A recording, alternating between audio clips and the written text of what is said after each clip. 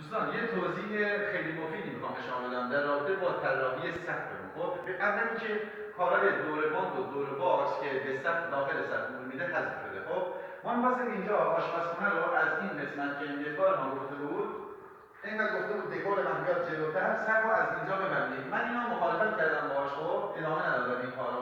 اگر تا اینجا می آوردم جلو و تا اینجا می‌بستمش، اینجا رو باید دو تا دور باکس می‌زدم، فضای سقف آشپزخونه ما از سقف پذیرای ما بزرگتر میشد. این یه دلیلش حذف کردم. دلیل دومش اینه خواستم اینجا رو ببندم، چون وقتی در خونه رو باز می‌کنیم میای تو، این قسمت بشه برای پذیرایی. چرا؟ چون تناسب داره.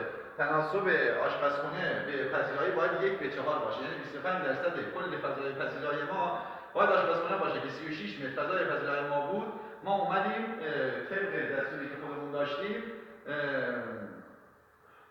9 مترشو آشپزخونه در آوردیم، 4.36 تا. خب بعد یه دونه نورنفی ساده اینجا دادیم، یه نورنفی اینجا دادیم، وسط رو فلت کردیم که بتونیم روش دو لاین کار کنیم. یه لاین نوری اینجا می‌زنیم، یه لاین نوری اینجا می‌زنیم.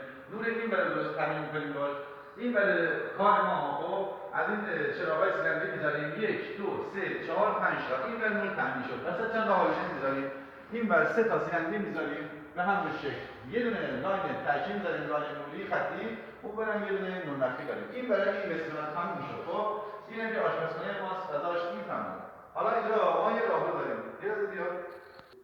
این قسمت راهروی ماست. خب ما اینو قبلا می‌اومدیم یه دور باکس می‌زدیم که نور به وسط می‌خورد. اون حالا قدیمی شده. الان جدیدش کردیم که میایم به یک طرف نورنفی میدیم، یا این ور یا این ور. این ور ما یه شناش داشتیم که کج بود، بنیاد استاد کارمان نبود. خب اومدیم این ورش درست کردیم. اون ور چه؟ این ور تقریبا در که تونست این اندازه‌ها رو تمیز در بیاریم. 15 1 متر 40 سانت 40 سانت تمام اندازه‌ها بنیاد دارن. خب این هم این ورش نور خطی می‌کنه. اینجا هالوژن می‌کنه جفتی 1 2 3 4 رو جفتی می‌کنه. این هم از راهروی ما. اینجا اتاق خواب ماست. خب که توی این اتاق ما اینجا تک درام میگیره، سگ اینجا قرار میگیره، درازش نمیشه که روش ما هالوژن نداشتیم چون میذاره دقیقاً تو چشم. یه جفتی هالوژن جفتی اینجا یه صدایی برای پرده. وقت نداریم برای توضیح، اینم از این.